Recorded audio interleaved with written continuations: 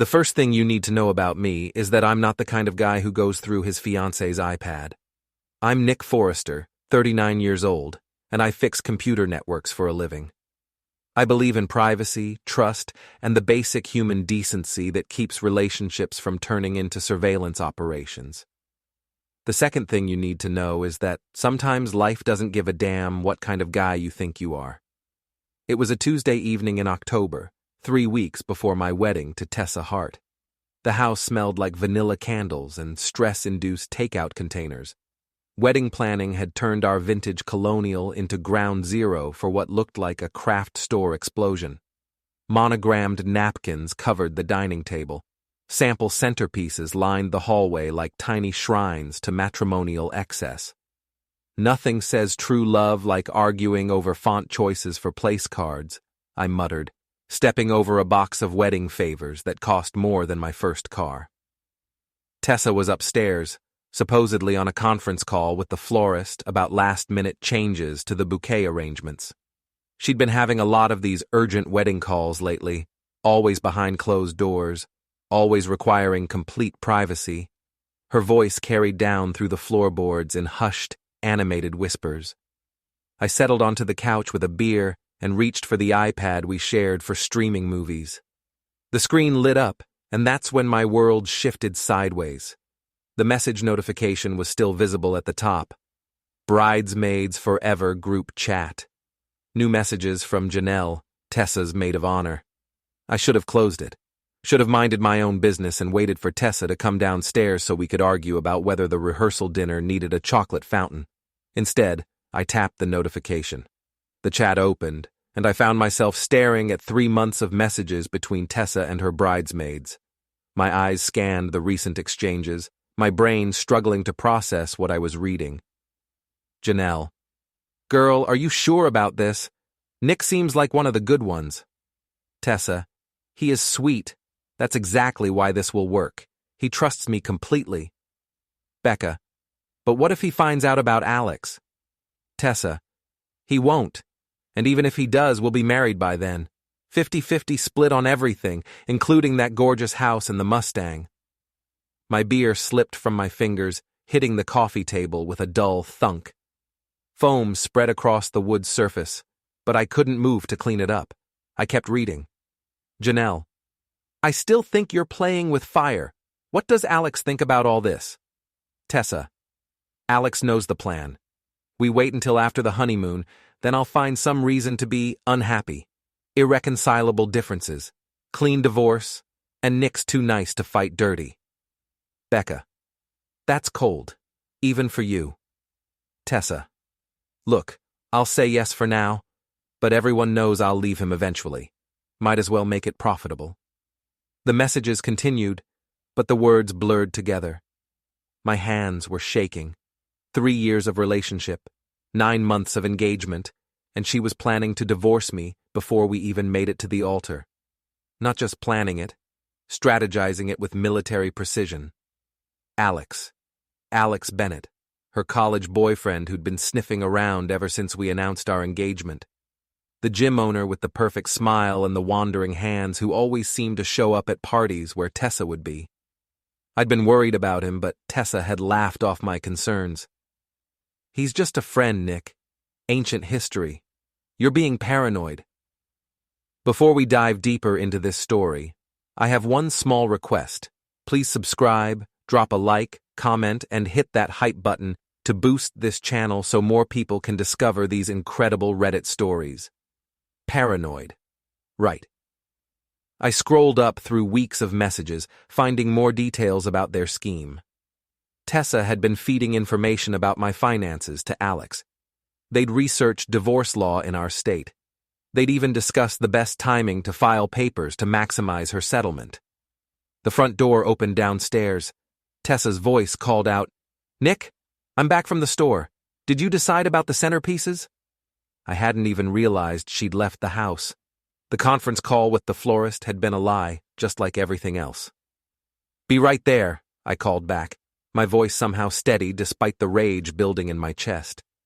I took screenshots of the most damning messages, then closed the iPad and set it aside. My reflection stared back from the black screen. A man who'd just discovered his entire future was built on quicksand. Tessa appeared in the doorway, arms full of shopping bags, her blonde hair pulled back in the messy bun that used to make my heart skip. Now it just made me wonder how many lies she'd told while wearing that same innocent expression. "You look pale," she said, setting down the bags and crossing to feel my forehead. "Are you feeling okay?" Her touch made my skin crawl.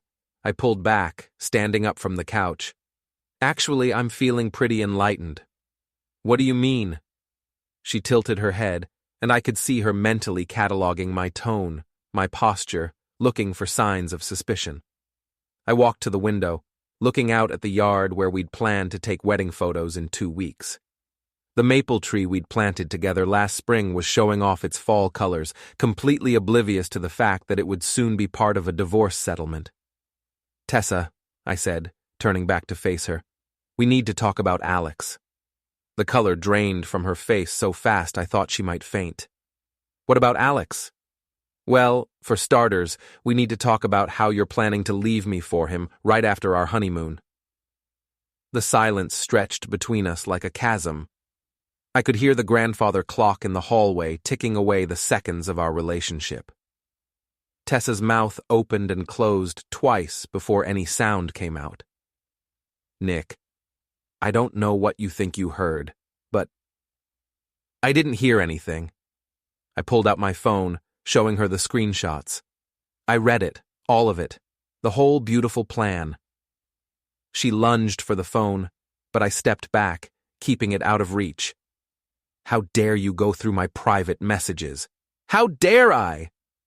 The laugh that came out of me was harsh and bitter. "You're planning to defraud me out of half my assets, and you're angry about privacy violations?" "It's not like that. You don't understand the context." "Oh, I understand perfectly." I scrolled through the screenshots. "Let me read you some context. Nick's too nice to fight dirty." That's a direct quote. Or how about this one? "Once we're married, the house and the Mustang are 50% mine." Tessa sank into the armchair, her face buried in her hands. When she looked up, tears were streaming down her cheeks, but I felt nothing. 3 hours ago, those tears would have broken my heart.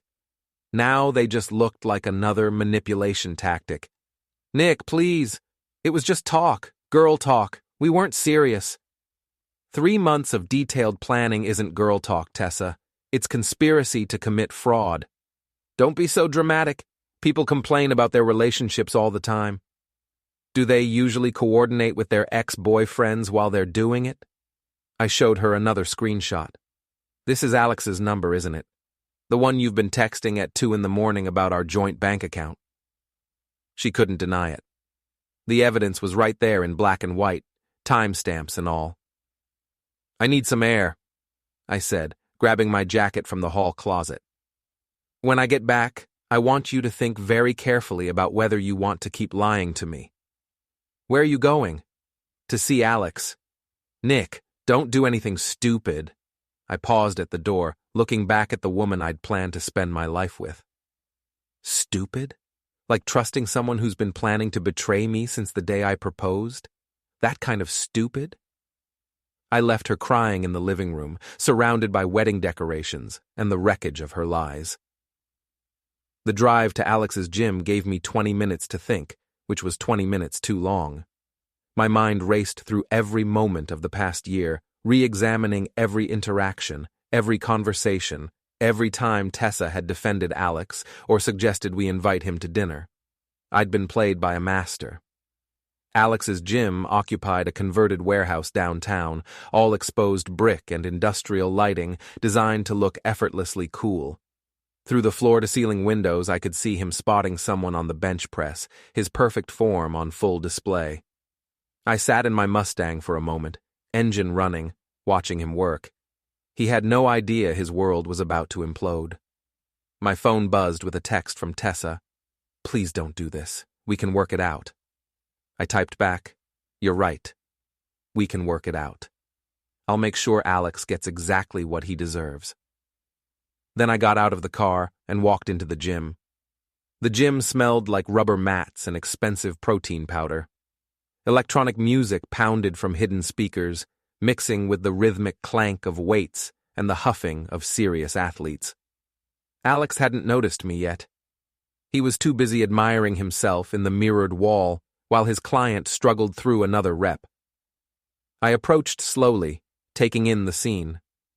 This was Alex's kingdom, his domain where he ruled over a collection of devoted followers who hung on his every word about fitness and nutrition. His Instagram feed was full of motivational quotes and shirtless selfies that attracted thousands of likes from lonely housewives and impressionable college girls. "Nick!" He spotted me and broke into that $1,000,000 smile that had probably launched 1,000 affairs. "What brings you to my humble establishment? Finally ready to get in shape for the wedding?" His client, a middle-aged businessman with more money than muscle tone, looked between us with interest. Alex had probably regaled him with stories about the wedding, painting himself as the supportive friend who was helping the happy couple celebrate their love. "Actually, I wanted to talk to you about the wedding," I said, keeping my voice casual. "Mind if we step outside?" "Sure thing." Alex clapped his client on the shoulder. "Keep working those arms, Jerry. I'll be right back." We walked through the gym toward the exit, past rows of gleaming equipment and motivational posters. Alex nodded to several members, his confident stride suggesting he owned not just this building, but the entire world around it. The October air was crisp outside, carrying the scent of fallen leaves and the distant promise of winter. Alex leaned against the brick wall, crossing his arms over his chest in a pose that emphasized his biceps. "So, what's on your mind?" he asked. "Getting cold feet? That's totally normal, man. Marriage is a big step." "You would know all about that, wouldn't you?" Something flickered in his eyes. "What do you mean?" I pulled out my phone, showing him the screenshots from Tessa's group chat. "I mean, you've been planning my marriage almost as carefully as I have." Alex's expression shifted from confusion to recognition to something that might have been panic. He straightened up, no longer lounging casually against the wall. "Where did you get those?" "Does it matter? The question is, how long have you been sleeping with my fiancée?" "Nick, look, it's not what you think." "It's exactly what I think." I stepped closer, close enough to see the sweat beading on his forehead despite the cool air. "You've been planning to steal my wife and half my assets. The only question is whether you thought I was too stupid to figure it out, or too weak to do anything about it." Alex glanced around the parking lot, probably checking to see if anyone was watching. His gym members worshipped him, and his reputation was everything in this business. "You don't understand the situation," he said, lowering his voice. "Tessa came to me. She said she was having doubts about the marriage but felt trapped. I was just being a friend." "A friend who discussed the best strategy for divorcing me?" "She was scared, okay? She thought you'd react badly if she tried to call off the wedding. All that money already spent, all those people invited. She felt like she had no choice but to go through with it." The lie was smooth, practiced. Alex had probably been rehearsing this speech for months, preparing for the moment when I might discover the truth. "So you helped her plan a fake marriage and a profitable divorce, out of friendship." "I helped her see that she had options. That's what friends do." "And the part where you two have been having an affair? That's also friendship?" Alex's jaw tightened. "You're making assumptions." "Am I?" I scrolled to another screenshot, one I hadn't shown Tessa. "This is from last Tuesday night. Can't wait to feel you inside me again." That's a direct quote from your loving friend. The color drained from his face. For a moment, his carefully constructed facade cracked, and I saw the real Alex underneath, not the confident gym owner and social media influencer, but a petty schemer who'd been caught red-handed. "Look, Nick, I know how this looks. It looks like you've been screwing my fiancée while helping her plan to steal my house. The heart wants what it wants, man. You can't force someone to love you." The casual cruelty of that statement hit me like a physical blow. This wasn't just about money or property. They'd been laughing at me, pitying me, treating me like a mark in some elaborate con game. "You're right," I said, my voice deadly calm. "You can't force someone to love you, but you also can't force someone to be a victim." "What's that supposed to mean?" I put my phone away, looking him directly in the eyes. "It means you and Tessa just made the biggest mistake of your lives. You thought I was too nice to fight back. You thought I'd just roll over and let you destroy me." "Nick, don't do anything stupid. This doesn't have to get ugly." "Oh, it's already ugly. You made sure of that when you decided to betray someone who trusted you. The question now is just how ugly it's going to get." Alex pushed off from the wall, standing to his full height. He had 4 inches and 30 pounds on me, all of it muscle. In his mind, that probably made him the alpha in this situation. "Are you threatening me?" "I'm promising you. You wanted to play games with my life? Fine. Let's play." I turned and walked back toward my car, leaving him standing outside his gym. I could feel his eyes on my back, could practically hear the gears turning in his head as he tried to figure out what I might do next. My phone was ringing before I even reached the Mustang. Tessa. "Nick, Alex just called me. He said you threatened him." "Did he mention the part where he admitted to sleeping with you?" Silence. "Tessa. It's complicated." "No, it's really not. You've been cheating on me with your ex-boyfriend while planning to divorce me and take half my assets. The only complicated part is figuring out how long it's been going on. Nick, please come home. We need to talk about this like adults." "Like adults? You mean like the adults who spent 3 months plotting behind my back? I never meant for you to get hurt." The laugh that escaped me was sharp enough to cut glass. "You never meant for me to find out. There's a difference." I hung up and drove home through the darkening streets, my mind already working on the next phase. Tessa and Alex thought they were dealing with nice guy Nick, the trusting fool who'd never fight back. They were about to learn how wrong they were. The house was dark when I pulled into the driveway. Tessa's car was gone, which meant she'd probably run straight to Alex to discuss damage control. They'd be working on their story right now, trying to figure out how to spin this situation to their advantage. I walked through the rooms we'd shared for 2 years, seeing everything with new eyes. The furniture we'd picked out together, the photos from our trips, the little touches that had made this place feel like home. All of it had been part of her long-term plan to take me for everything I was worth. In the kitchen, I found the wedding planning binder Tessa had been obsessing over for months. Every detail meticulously organized, every vendor contact carefully filed. She'd put more effort into planning this fake wedding than some people put into their entire careers. I flipped through the pages, looking at the guest list, the seating chart, the timeline for the reception. 200 people were planning to celebrate our love in 18 days. 200 people who had no idea they were about to witness the most expensive performance art piece in wedding history. Unless I stopped it first. My laptop was upstairs in the home office we shared. I opened it and began typing, crafting emails to every vendor on Tessa's carefully curated list. The florist, the caterer, the photographer, the band, the venue coordinator, all of them needed to know that the Hart Forrester wedding was officially canceled. Each email was polite, but firm. "Due to circumstances beyond our control, we will no longer be requiring your services for our October 28th wedding.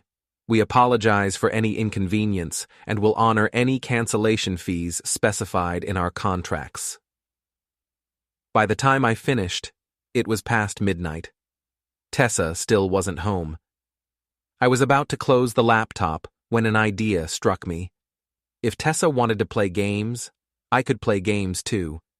I opened her social media accounts. She'd given me the passwords months ago, back when we trusted each other, and began crafting a post. After much reflection, Nick and I have decided to postpone our wedding indefinitely. We've realized we have some fundamental differences about honesty, loyalty, and what it means to build a life together. We appreciate everyone's understanding during this difficult time. I scheduled the post to go live at 8 a.m. when most of our friends and family would be checking their phones over morning coffee. Then I added one more line. Sometimes the person you think you know best is actually a complete stranger. Let her try to explain that to her mother. I was closing the laptop when headlights swept across the bedroom window.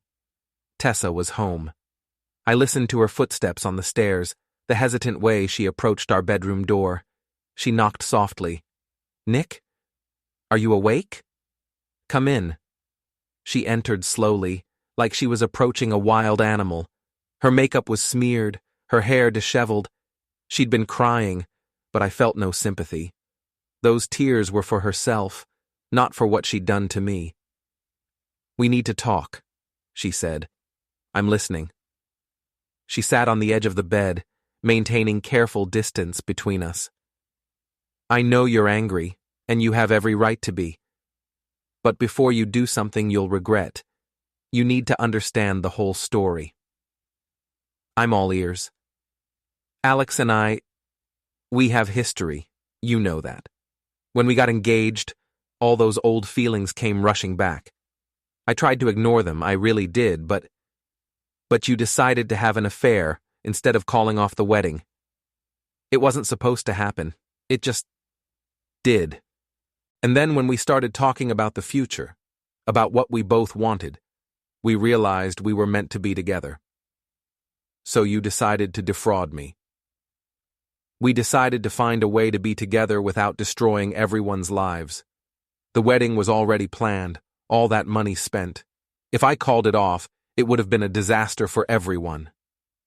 I stared at her in amazement. "So you thought a fake marriage followed by a messy divorce would be less of a disaster?" "We thought we could make it work. A quiet separation after a few months. An amicable divorce. You'd get to keep your dignity, and everyone would think we just grew apart. And I'd lose half my assets in the process. You'd still have the other half, and your freedom." The casual way she said it, like she was doing me a favor by only stealing half my life, made my blood boil. "How generous of you. Nick, I know this is hard to understand, but I do care about you. I never wanted to hurt you. Just rob me blind. It's not robbery if it's legal. Divorce law exists for a reason." I stood up from the bed, pacing to the window. Outside, the street was quiet and dark, the rest of the world sleeping peacefully while my life imploded. "So what now?" I asked without turning around. "Now we figure out how to move forward. The wedding is in 18 days. We can still make this work if we're smart about it." I turned to face her. "Make what work?" "The plan. Look, I know you're upset, but think about it logically. You found out early, which actually makes this easier. We can discuss terms, make sure everything is fair. You won't have to pretend to be surprised when I ask for a divorce." The sheer audacity of it took my breath away. Even caught red-handed, she was still trying to manipulate me into going along with her scheme. "You want me to marry you knowing you're planning to divorce me. I want us to handle this like mature adults. Fighting isn't going to change anything. Alex and I are going to be together regardless. This way, everyone gets something they want. What do I get? You get to avoid a messy public breakup. You get to keep your dignity.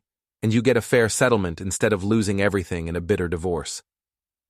I walked back to the bed, sitting down close enough to see the hope flickering in her eyes. She actually thought she was going to talk me into this. "Tessa," I said gently, "I want you to listen very carefully to what I'm about to tell you." "Okay. The wedding is canceled. I've already contacted all the vendors. Your social media post announcing the postponement goes live in 7 hours. And if you or Alex ever come near me again, I'll make sure everyone in this town knows exactly what kind of people you are." The hope died in her eyes, replaced by something much uglier. "You can't do that. Half of those deposits are non-refundable. My parents will lose thousands of dollars. Should have thought of that before you decided to commit fraud. I'll sue you. You can't just cancel my wedding without my consent. Watch me." She stood up, her hands clenched into fists. "You're making a huge mistake, Nick. You think you're punishing me, but you're only hurting yourself. Alex and I will be together no matter what you do. The only difference is whether you handle this with dignity or make yourself look like a bitter, vindictive loser. I guess we'll find out which one I am." She stared at me for a long moment, and I could see her calculating, trying to figure out if there was still an angle she could work. "This isn't over," she said finally. "Yes, it is." She left the room, and I heard her moving around downstairs, presumably packing a bag. 20 minutes later, her car pulled out of the driveway. I lay back on the bed staring at the ceiling. In the span of 6 hours, my entire life had changed. The woman I loved was gone, the wedding I'd been planning was canceled, and the future I'd imagined had evaporated like smoke. But for the first time all day, I was smiling. Because Tessa was wrong about one thing. This was far from over. It was just getting started. The social media post went live at exactly 8 a.m., and my phone started ringing 10 minutes later. The first call was from Tessa's mother, Diane Hart, a woman who'd never particularly liked me, but had tolerated me for her daughter's sake. "Nicholas, what is the meaning of this ridiculous post? Tessa says you've lost your mind." I was sitting in my kitchen, drinking coffee and watching the sunrise through the window. For the first time in months, I felt completely calm. "Good morning, Diane. I assume Tessa filled you in on the situation?" "She told me you found some text messages and completely overreacted. Honestly, Nicholas, calling off a wedding over a little harmless flirting is beyond dramatic." "Harmless flirting?" I almost laughed. Is that what she called it? Young people today think every little thing is the end of the world. In my day, we understood that marriage requires compromise and forgiveness. Did compromise include planning to divorce your husband before the honeymoon was over? Silence on the other end of the line. "I'm sorry, what did you say?" "I said your daughter and her boyfriend have been planning to defraud me since the day we got engaged. The wedding was just the first step in an elaborate scheme to steal half my assets." That's impossible. Tessa wouldn't. "I have the text messages, Diane. Months of them. Would you like me to forward them to you?" Another long silence. When Diane spoke again, her voice was smaller, less certain. There must be some misunderstanding. The only misunderstanding was mine. I thought I was marrying someone who loved me. "Nicholas, please. The wedding is in 17 days. We've spent $40,000 on deposits alone. Surely we can work this out like reasonable adults." I tried being reasonable. Your daughter tried to turn me into a mark in a con game. The phone calls continued throughout the morning. Tessa's bridesmaids, confused and looking for gossip. My groomsmen, offering support and asking if I needed anything. Various relatives who'd seen the social media post and wanted to know what had happened. I gave everyone the same basic story. I'd discovered Tessa was having an affair and planning to divorce me immediately after the wedding. I didn't mention the financial aspects or go into detail about the text messages. I didn't need to. The basic facts were damning enough. By noon, my phone was buzzing with notifications from social media. The post had been shared dozens of times, with friends and family expressing shock and support. Tessa's post had gone up an hour later, a carefully worded response that painted me as controlling and unstable. Sometimes people show their true colors when they don't get their way. I'm heartbroken that someone I trusted could be so vindictive, but I'm grateful to have learned this before making the biggest mistake of my life. The comments under her post were interesting. Her college friends were supportive, but several people who knew both of us were asking pointed questions. Someone had screenshotted my original post before she could respond, and the timestamps told a story she couldn't control. I was scrolling through the comments when someone knocked on my front door.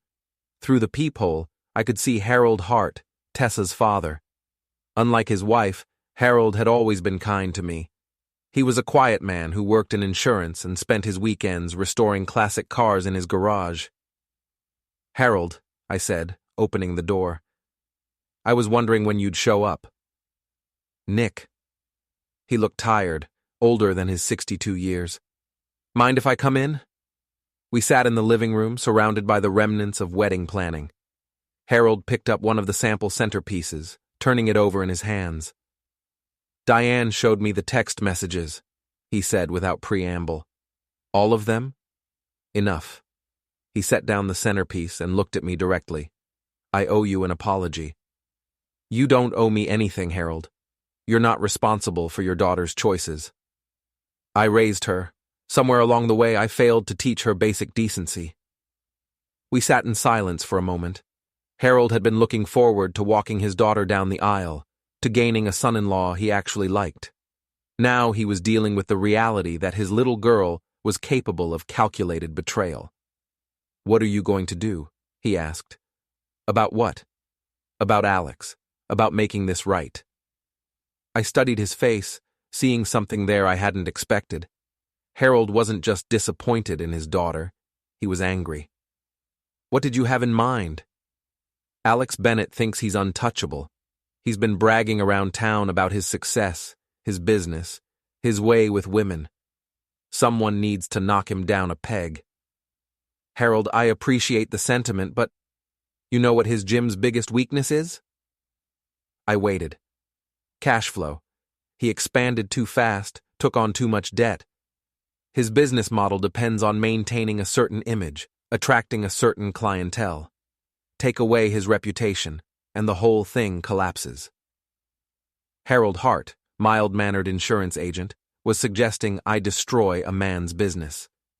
"The quiet ones always surprised you." "I'm not looking to ruin anyone's life," I said carefully. "Aren't you?" Harold stood up, walking to the window. "Because they were certainly planning to ruin yours."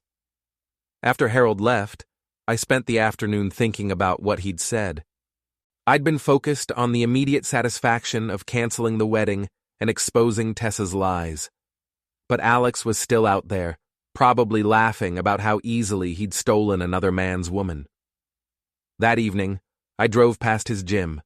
The parking lot was full, the windows glowing with warm light. Through the glass, I could see him leading a group fitness class, his perfect form on display for a room full of admirers. He'd always been good at attracting followers. In college, he'd been the guy everyone wanted to be around, the natural leader who made everything look effortless. Tessa had dated him for 2 years before they broke up, and I'd always suspected she'd never really gotten over him. Now I knew I was right. I parked across the street and watched him work. He was in his element, confident and charismatic, probably telling himself that he'd won. He'd gotten the girl, avoided any real consequences, and would soon be enjoying the profits from my destroyed marriage. My phone buzzed with a text from an unknown number.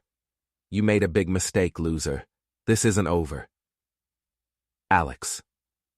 Apparently, he wasn't content to just steal my fiancée. He wanted to rub my face in it. I typed back, "You're right, it's not over." Then I drove home and opened my laptop. If Alex wanted to play games, I was ready to play. But we were going to play by my rules now. I started with social media. Alex's Instagram account was public, filled with photos of his perfect life at the gym, shirtless selfies, motivational quotes, videos of him training clients and leading classes. His follower count was impressive. 15,000 people who looked up to him as a fitness guru and lifestyle coach. But social media was a double-edged sword. The same platform that had built his reputation could just as easily destroy it. I created a fake account and began following him, studying his posts and comments. His followers were mostly women, many of them married or in relationships. They left flirty comments on his photos, and he responded with just enough attention to keep them engaged. It was a pattern I recognized. Alex didn't just steal other men's wives. He cultivated an entire harem of women who were emotionally unavailable but physically tempted. Tessa hadn't been his first affair, and she wouldn't be his last. I spent hours documenting his online behavior, taking screenshots of his interactions with married women, noting the times and dates of his most inappropriate comments. It was a goldmine of evidence that painted a picture of a man who made a hobby of destroying relationships. But that was just the beginning. The next morning, I called in sick to work and drove to the county courthouse. Public records were a beautiful thing when you knew how to access them. Alex's business licenses, tax filings, property records, court documents, all of it was available to anyone willing to spend the time looking. What I found was fascinating. Harold had been right about the cash flow problems. Alex's gym was leveraged to the hilt, with multiple loans and a mortgage that consumed most of his monthly revenue.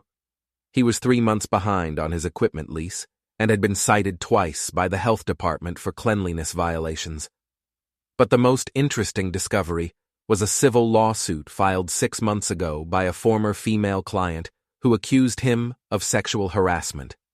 The case had been settled out of court for an undisclosed amount, with a non-disclosure agreement that prevented the woman from discussing the details publicly. Alex Bennett, fitness guru and hometown hero, was actually a cash-poor predator who'd been buying his victim's silence. I made copies of everything and drove home to plan my next move. The beauty of revenge, I was learning, was that it didn't require breaking any laws or stooping to your enemy's level. Sometimes, the most devastating weapon was simply the truth, presented at the right time and in the right way. Alex thought he was untouchable because he'd built his reputation on lies and carefully crafted image management. But lies were fragile things, and images could be shattered with the right amount of pressure applied in the right places. I was about to teach him just how fragile his perfect life really was. My phone rang as I was organizing my research. Tessa. Nick, we need to talk. I thought we covered everything last night. Alex is getting threatening messages. People are harassing him online. If you think this is going to win me back, you're wrong. I'm not trying to win you back, Tessa. I'm trying to make sure everyone knows exactly who they're dealing with. You're being vindictive and childish. I'm being thorough. There's a difference. What do you want? Money? An apology? Just tell me what it will take to end this.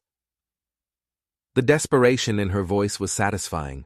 For the first time since this started, she was worried about consequences. I want you and Alex to disappear from my life completely. No contact, no social media stalking, no driving past my house. Just gone. Fine, we can do that. And I want everyone in town to know exactly what kind of people you are. That's not fair, Nick. You're going to ruin our lives over a relationship that didn't work out. You were going to ruin my life for money. At least I'm doing it for justice. I hung up and went back to work. The plan was simple. Death by 1,000 cuts. No single revelation would destroy Alex's reputation completely, but a steady stream of uncomfortable truths would erode the foundation of his success until the whole structure collapsed. I started with anonymous tips to his creditors, letting them know about his financial difficulties and suggesting they might want to review their payment terms. Then I contacted the health department about the cleanliness violations, providing photos I'd taken through the gym's windows that showed equipment that hadn't been properly sanitized. The sexual harassment lawsuit was trickier. The non-disclosure agreement prevented the victim from speaking publicly, but it didn't prevent the court records from being accessed by journalists or concerned citizens. I sent copies to the local newspaper's investigative reporter, along with a note suggesting she might want to look into other complaints against local fitness professionals. But the most effective weapon in my arsenal was Alex's own social media presence. I'd spent days studying his interactions with married women, documenting a pattern of behavior that painted him as a serial homewrecker. All I had to do was compile the evidence and present it in the right forum. I created a blog called Hometown Heroes or Hometown Zeros and published a detailed post about Alex's online predatory behavior. I included screenshots of his flirtations with married women, copies of the court documents from the harassment lawsuit, and photos of the health code violations at his gym. The post was carefully worded to avoid libel. Everything was either public record or documented fact. I wasn't making accusations. I was simply presenting information and letting readers draw their own conclusions. Then I shared the blog post in every local Facebook group I could find. The response was immediate and devastating. Within hours, Alex's Instagram comments were flooded with angry messages from husbands who'd recognized their wives in the screenshots. The local news picked up the story, interviewing former clients who'd had uncomfortable experiences at the gym. By evening, Alex's follower count had dropped by 3,000, and several of his corporate sponsors had pulled their support. My phone rang at 9 p.m. Alex, not Tessa this time. "You son of a bitch," he snarled. "You have no idea what you've just started." "Actually, I think I have a pretty good idea. How's business?" "This isn't over. You think you can destroy my life and just walk away?" "I think I can expose the truth and let people make their own decisions about who they want to support." "You're going to regret this." "The only thing I regret is not doing it sooner." I hung up and poured myself a beer, settling in to watch the comments continue pouring in on the blog post. Alex's perfect life was crumbling in real time, and I had a front row seat to watch it happen. But I wasn't done yet. This was just the opening move in a much longer game. 3 days after the blog post went live, Alex's gym was nearly empty. I drove past during what should have been the busy evening rush hour and counted fewer than a dozen cars in the parking lot. The local news had run a follow-up story featuring interviews with 3 women who'd had uncomfortable experiences with Alex, and the health department had announced they were conducting a full investigation. But Alex wasn't going down quietly. I discovered this when I walked out to my Mustang Thursday morning and found 4 slashed tires and a message keyed into the paint. "Dead man." The vandalism was crude but effective. My classic 1967 Fastback, the car I'd spent 3 years restoring, looked like it had been attacked by a pack of wild animals. The deep scratches in the paint would cost thousands to repair, and the tires were completely destroyed. I took photos of everything and called the police. Officer Martinez arrived 20 minutes later, a middle-aged cop who looked like he'd seen this kind of thing before. "Any idea who might have done this?" he asked, walking around the car and documenting the damage. "I have a pretty good idea." I showed him the threatening text messages Alex had been sending. "This is escalating. You want to press charges?" "Absolutely." Martinez nodded, making notes in his report. "We'll dust for prints, but guys like this usually wear gloves. You might want to consider installing security cameras." "Already ordered them." After Martinez left, I called my insurance company and arranged for the car to be towed to a restoration shop. The Mustang had been my pride and joy, a project that had kept me sane during the long hours of building my IT consulting business. Now it was just another casualty in Alex's war against consequences. But if he thought vandalism would scare me off, he'd seriously underestimated his opponent. I spent the afternoon installing a comprehensive security system around my house. Cameras at every angle, motion sensors, floodlights that would turn night into day at the first sign of intrusion. If Alex wanted to escalate, I'd be ready for him. The cameras proved their worth that very night. At 2:17 a.m., motion sensors triggered the floodlights, and I watched through the security app on my phone as Alex and another man crept across my backyard. They were both wearing dark clothing and baseball caps, but the high-definition cameras captured their faces clearly when they looked up at the sudden burst of light. Alex was carrying what looked like a crowbar. His companion had a can that was probably spray paint or something worse. They'd come prepared to do serious damage to my house. I called 911 first, then activated the security system's alarm. The piercing siren split the night air, and I watched Alex and his friend run for the fence like startled rabbits. They were gone by the time the police arrived, but the cameras had recorded everything. Officer Martinez reviewed the footage with me, shaking his head at the clear images of Alex's face. "This is attempted breaking and entering, destruction of property, criminal trespass. We've got him dead to rights." "What happens now?" "Now we arrest him." They picked up Alex at his apartment the next morning. I wasn't there to see it, but word spread quickly through social media. By noon, everyone in town knew that the disgraced gym owner had been arrested for trying to break into his ex-girlfriend's former fiancé's house. Tessa called me that afternoon, sobbing. "Nick, please, you have to drop the charges. Alex was just upset. He wasn't really going to hurt anyone. He brought a crowbar to my house at 2 in the morning, Tessa. What exactly did you think he was planning to do with it? He's not thinking clearly. This whole situation has him really messed up. Good. Maybe prison will help him think more clearly. Please don't do this, I'm begging you, I'll do anything. Anything? Yes, whatever you want. Just please don't destroy his life over a mistake. I considered this for a moment. Tessa was finally understanding that actions had consequences, but she was still trying to negotiate her way out of them. Here's what I want, I said. I want you to write a public apology admitting that you cheated on me and planned to defraud me in a divorce. I want you to post it on every social media platform you use, and I want you to leave it up permanently. I can't do that. It would ruin my reputation. Your reputation is already ruined, Tessa. This is just making it official. What about Alex? Alex is going to prison. That's what happens when you commit crimes. She hung up on me, but I wasn't worried. The evidence was overwhelming, and Alex had no one to blame but himself for the escalation. The preliminary hearing was scheduled for the following week. Alex's lawyer, an expensive-looking woman in a designer suit, tried to argue that the security footage was inconclusive and that her client had simply been walking through the neighborhood when the lights startled him. The prosecutor, a sharp young man named David Chen, destroyed that argument in about 30 seconds.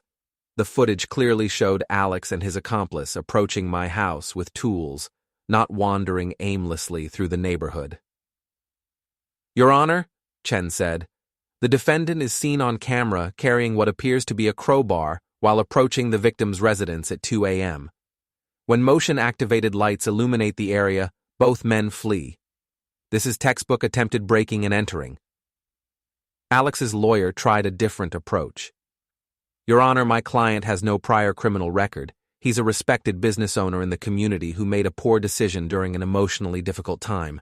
We ask the court to consider the circumstances. The circumstances, Chen interrupted, include a pattern of escalating harassment. The defendant has been sending threatening messages to the victim for weeks.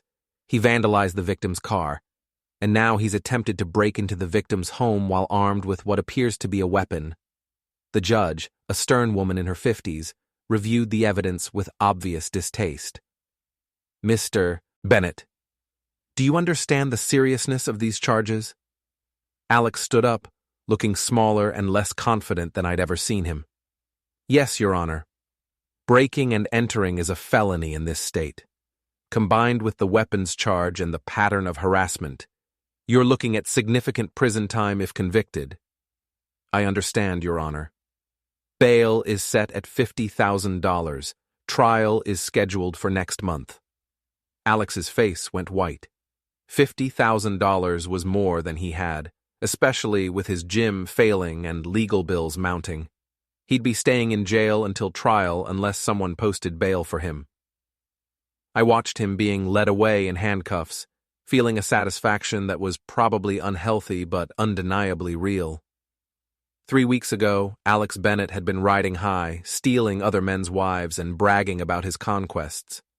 Now he was facing prison time for his crimes. But the story wasn't over yet. That evening, I got a call from Harold Hart. Nick, I heard about the arrest. How are you holding up? I'm fine, Harold. Justice is finally catching up with Alex. There's something you should know. Diane is talking about posting bail for him. I felt my stomach drop. What? She's convinced that if Alex goes to prison, it will destroy any chance of Tessa finding happiness. She's planning to mortgage their house to raise the money. Harold, you can't let her do that. I'm trying to talk sense into her, but you know how she gets when she's made up her mind. She thinks she's protecting our daughter. She's protecting a criminal who tried to break into my house. I know that, and you know that. But Diane sees a young man who made a mistake because he was in love. After Harold hung up, I sat in my living room thinking about this development. If Alex made bail, he'd be free until trial, free to continue harassing me, free to plan more revenge, free to convince Tessa that they could still salvage their relationship. I couldn't let that happen. The next morning, I called David Chen, the prosecutor handling Alex's case. "Mr. Forrester, what can I do for you?" "I heard that someone might be posting bail for Alex Bennett. I wanted to make sure you were aware of some additional evidence." "What kind of evidence?" "Text messages, social media posts, witness statements. I've been documenting Alex's behavior for weeks. There's a pattern of harassment and intimidation that goes beyond what was presented at the hearing. Send me everything you have."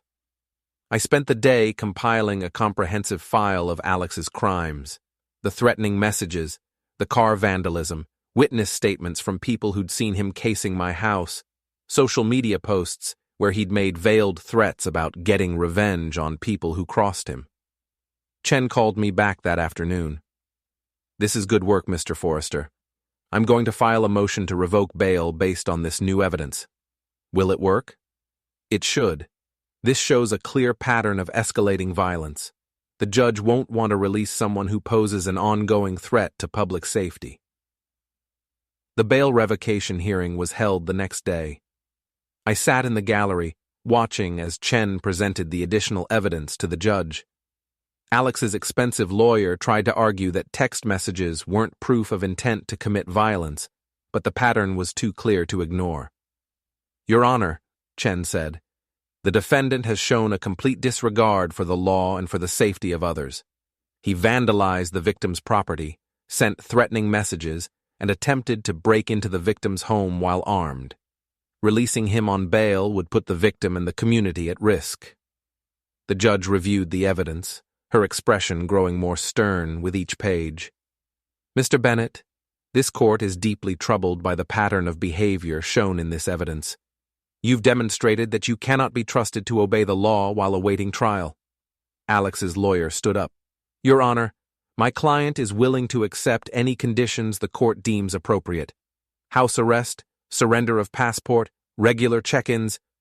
"The court's primary concern is public safety," the judge interrupted. "Given the escalating nature of the defendant's behavior, I don't believe any conditions short of incarceration would be sufficient to protect the community." She banged her gavel. "Bail is revoked. The defendant will remain in custody until trial." Alex's face crumpled as the reality hit him. He was going to spend the next month in jail, watching his business collapse and his reputation crumble from behind bars. As they led him away, he looked directly at me, with pure hatred in his eyes. But hatred was all he had left now. The power to act on it had been taken away. Outside the courthouse, I ran into Diane Hart. She looked older, more fragile than I'd ever seen her. "Are you happy now?" she asked. "You've destroyed a young man's life." "I didn't destroy anything, Diane. I just made sure he faced consequences for his choices. He was in love. People do foolish things when they're in love. People in love don't try to break into houses with crowbars." She stared at me for a moment, and I could see her struggling with the cognitive dissonance. The Alex she wanted to believe in, the romantic figure fighting for love, couldn't coexist with the Alex who'd committed actual crimes. "What about Tessa?" she asked finally. "What happens to my daughter now?" "That's up to her. She can learn from this and become a better person, or she can keep making the same mistakes. Either way, it's not my problem anymore." I walked away, leaving Diane standing on the courthouse steps. In the distance, I could see storm clouds gathering on the horizon. The weather matched my mood perfectly. Because while Alex was behind bars, I knew this wasn't over. Tessa was still out there, still angry, still looking for a way to salvage something from the wreckage of her plans. And I was ready for whatever she tried next. 2 weeks before Alex's trial was scheduled to begin, Tessa made her final desperate play.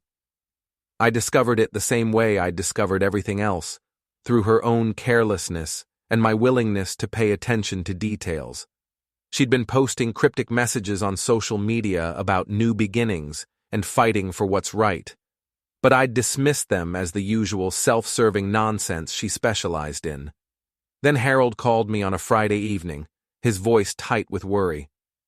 "Nick, I need to warn you about something. Diane's been meeting with lawyers." "About what?" "She's convinced she can sue you for defamation, harassment, intentional infliction of emotional distress.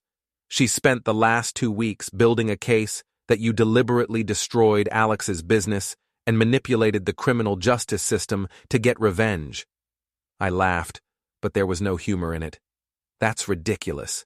Everything I did was legal and based on documented facts." "I know that, but Diane's not thinking clearly. She's hired some hotshot attorney from the city who specializes in civil litigation. They're planning to file suit next week." "Let them try. I have documentation for everything." "There's more, Nick. They're also claiming that you hacked into Tessa's phone to get those text messages, that the whole thing was an illegal invasion of privacy." That stopped me cold. The text messages were the foundation of my entire case against Tessa and Alex. If a judge ruled they'd been obtained illegally, everything else would fall apart. "Harold, I never hacked anything. I found those messages on our shared iPad." "I believe you, but can you prove it?" That was the question, wasn't it? The iPad had been wiped clean weeks ago when I'd returned it to Tessa.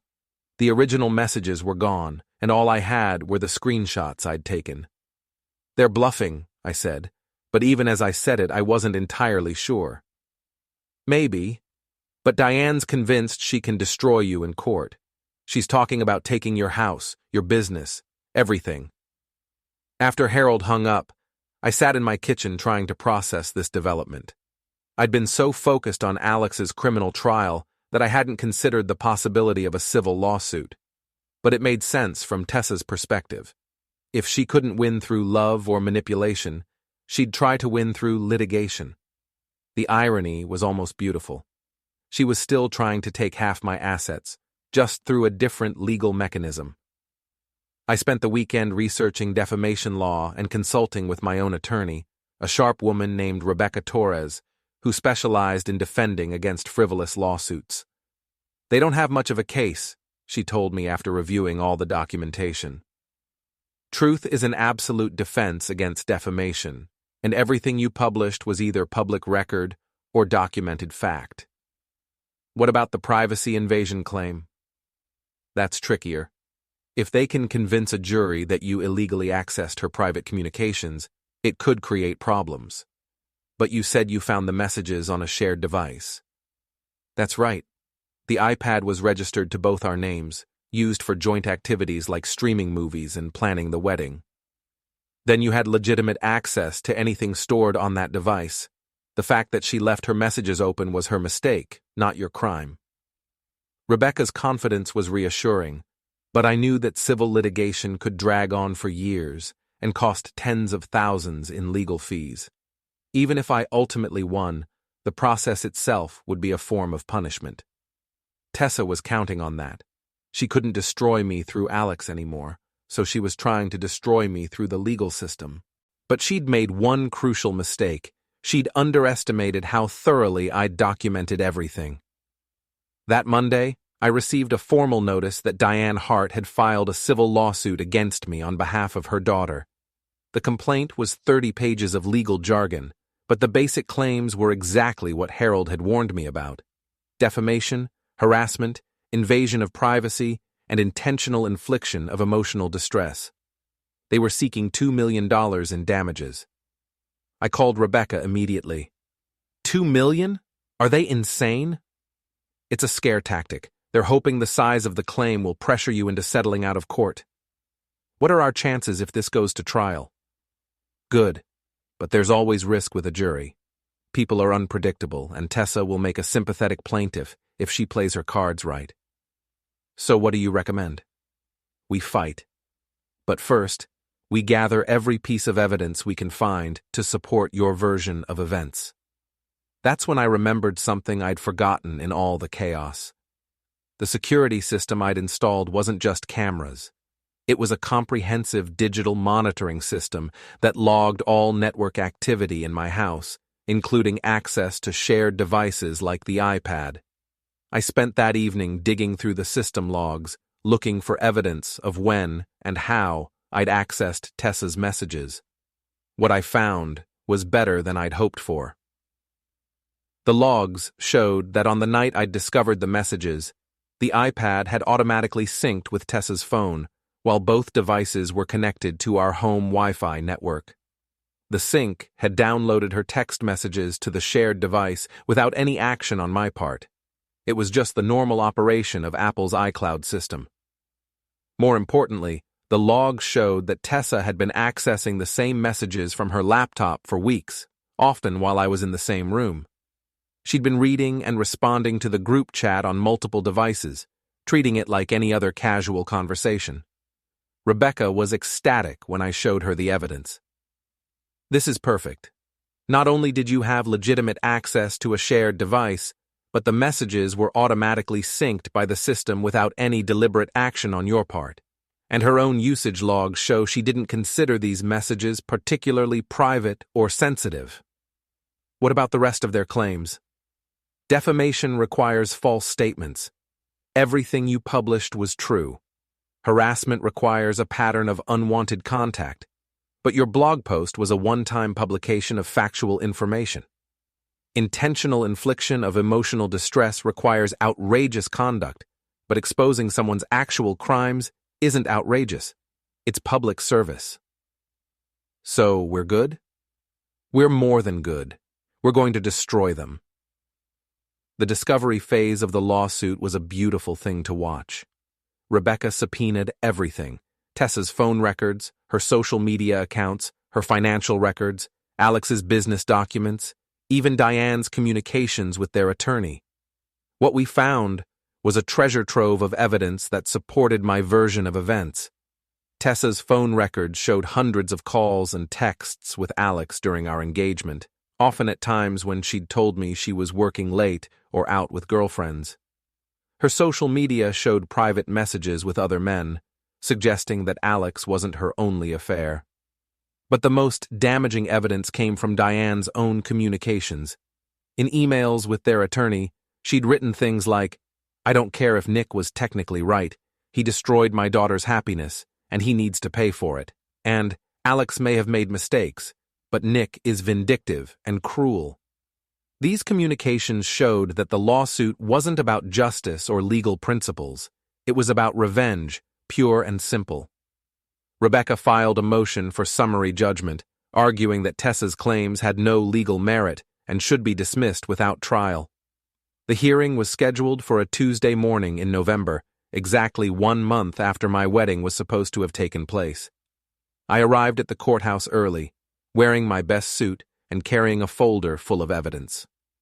Tessa was already there with her mother and their expensive attorney, a silver-haired man who looked like he charged by the minute.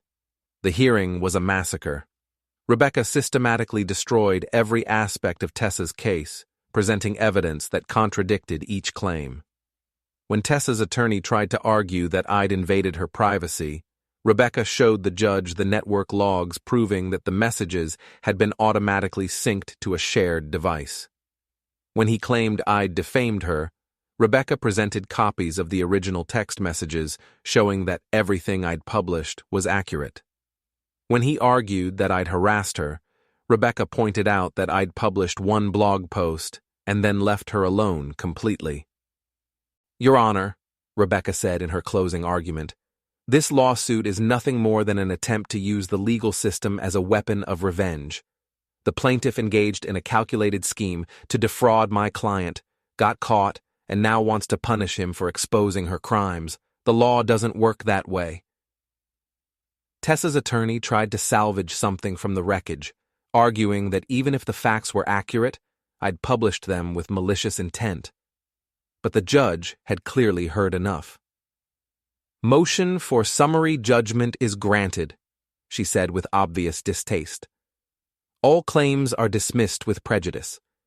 Furthermore, this court finds that the plaintiff's claims were frivolous and brought in bad faith. The defendant is awarded attorney's fees and costs." It was over. Not only had I won, but Tessa would have to pay my legal bills on top of her own. The lawsuit that was supposed to destroy me had backfired spectacularly. Outside the courthouse, I found Tessa sitting on a bench, crying. Diane and their attorney were nowhere to be seen, probably discussing how much this disaster was going to cost them. "Tessa," I said, sitting down beside her. She looked up, her makeup streaked with tears. "Are you here to gloat?" "No, I'm here to ask you a question." "What?" "Was it worth it?" She stared at me for a long moment. "I loved him, Nick. I really did." "I know you did. But love doesn't justify what you tried to do to me." "I never meant for it to go this far.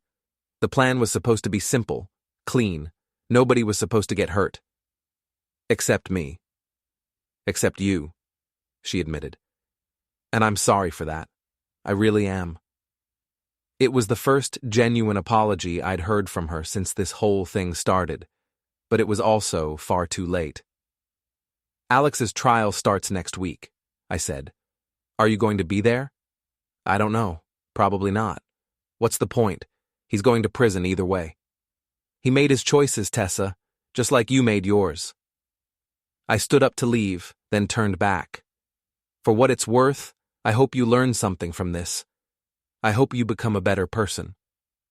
"What about you? Did you learn anything?" I reflected on the lessons from this ordeal as I walked to my car. I learned that nice guys can finish first, but only after shedding excessive kindness. The truth, wielded methodically, is a powerful weapon, and revenge, served cold, can be deeply satisfying. Most importantly, I discovered my own strength, resilient enough to stand up, fight back, and win against those who tried to destroy me. Alex's trial was straightforward. His attempted break-in, caught on camera, and documented harassment ensured his conviction. He got 18 months in prison and was ordered to pay for my car's damage. His gym closed, replaced by a yoga studio teaching mindfulness, an ironic twist. Tessa left town post-sentencing, moving to California for a marketing job. Harold, her father, revealed Diane's refusal to accept Tessa's fault, straining their marriage. He saw me as the only honorable one, believing Tessa got what she deserved. By spring, my IT business thrived, boosted by lawsuit publicity highlighting my meticulousness. My home felt mine again, free of betrayal's tension. I began dating cautiously, rebuilding trust slowly. My restored Mustang gleamed, and long countryside drives restored my sense of freedom. In May, a year after our engagement, Tessa called, warning that Alex, newly released, was angry and seeking revenge. I alerted my attorney, Rebecca, and the police, upgrading my security. Weeks passed quietly, and I thought Alex had learned his lesson. I was wrong. One June night, past midnight, glass shattered downstairs. My security system failed, disabled. My phone had no signal, likely jammed. Heavy footsteps climbed the stairs. Locked in the bathroom, I faced Alex, hardened by prison, wielding a knife. He blamed me for his ruined life. As he broke in, I threw aftershave, stunning him briefly, but he overpowered me, his knife nearing my chest. Desperation fueled me. I kneed him, grabbed the knife, and slashed his arm during a struggle. He choked me, but I gouged his eyes, breaking free. Holding the knife, I demanded he leave or face attempted murder charges. He fled, vowing revenge. Shaken, I reported the attack. Police issued a bolo, but Alex vanished, later spotted as a Las Vegas bouncer. Tessa texted, relieved I was unharmed, admitting Alex's true nature. I didn't respond. 6 months later, on a warm autumn evening, I grilled steaks, my Mustang gleaming. My business and life were secure. Tessa and Alex, who aimed to take half my world, lost everything. Rebecca texted about Alex's Vegas arrest, noting his hard-learned lesson. I toasted to survival, justice, and wisdom, proving nice guys can win when they learn to fight back.